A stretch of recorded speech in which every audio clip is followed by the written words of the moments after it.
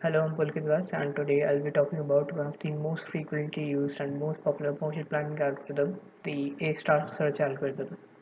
This is a graph-based shortest path finding algorithm that is much smarter than the conventional algorithms like the simple BFS and DFS algorithms, as well as the slightly advanced Dijkstra's algorithm, the meaning of which would be much clearer in the next few minutes. But the keyword here is heuristics. It is also one of the most popular path planning algorithms, due to which it is often used in games and web-based maps. So before going through the algorithm, let's look at some of the most common terms associated with the A-star algorithm.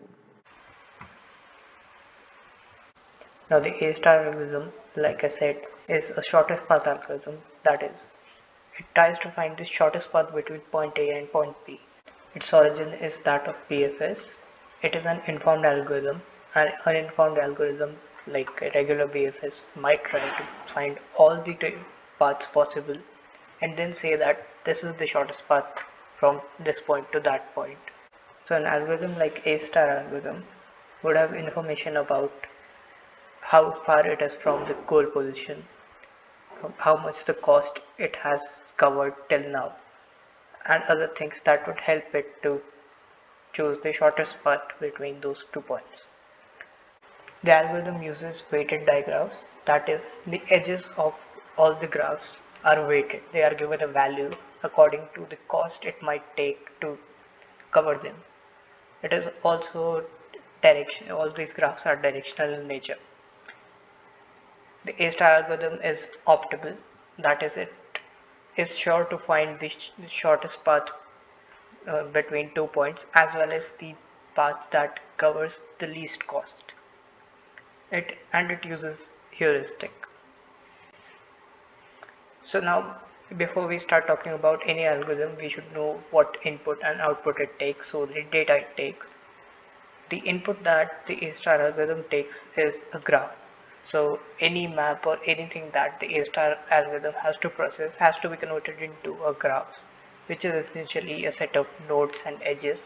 This is, like I said, a weighted diagram, and then it is taken in input by the A-star algorithm. The output is once again a graph, but in this case, the graph would have the shortest path processed by the A-star algorithm. So the general idea of the algorithm is that for any node that we are going to traverse, we calculate the A star score, and we go only to the nodes which have the A star score as the least. So the A star score is basically the combination of the cost of the path and the heuristic, and that is calculated as f of n equals g of n plus h of n. Here h of n is the heuristic and g of n is the cost of the path. F of n is the total estimated cost of the path through the node n, where n is the node that we are processing and trying to calculate the A star score for. Now the heuristic that we calculate, it is kind of a mental shortcut. It is a way of knowing that we are approaching the goal position.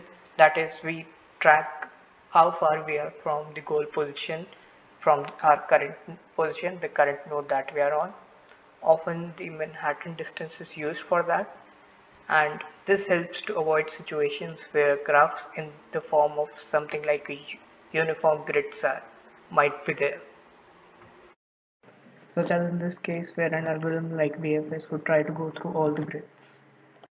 Now coming to the actual algorithm of the A-star search, two lists are maintained here, an open list and a closed list, which are often a priority queue and a dictionary. So we loop through all the nodes in the graph until we reach the goal position. We consider the node with the lowest F score or the A star score and add it into the open list.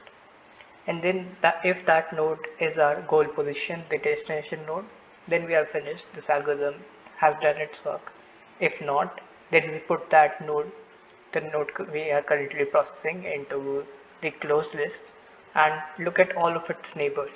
Taking one neighbor at a time, we see if the neighbor has a lower G value, that is cost of the path, than the current node, and if it is in the closed list. If it is, then we replace the neighbor with the new lower G value, and current node is now the neighbor's parent.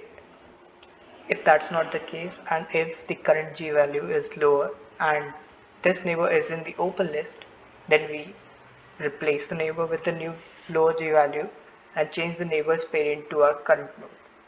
And even if that's not the case, and if the neighbor is not in both of the lists, then we add that neighbor to the open list and set its G value.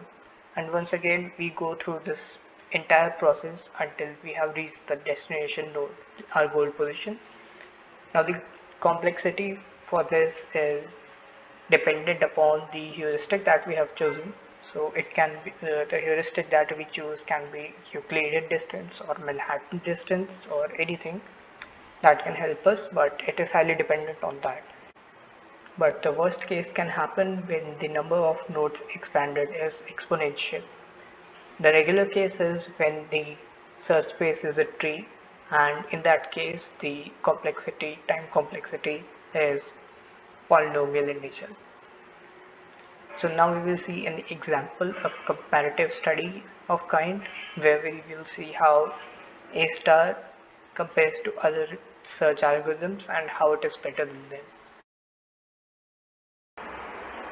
So we'll be using this visualizer to see how the different algorithms would work and compare them to A star.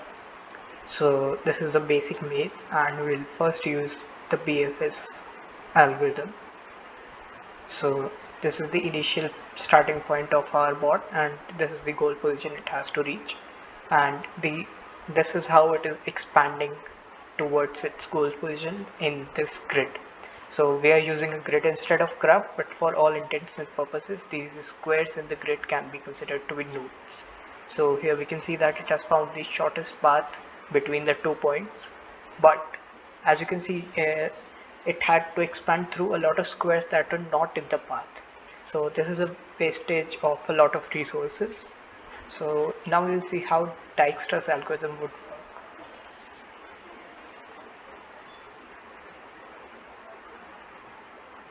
So the difference between BFS and Dijkstra's algorithm is that Dijkstra's algorithm has this extended functionality of keeping the track of the cost of path of the next node it will go on to.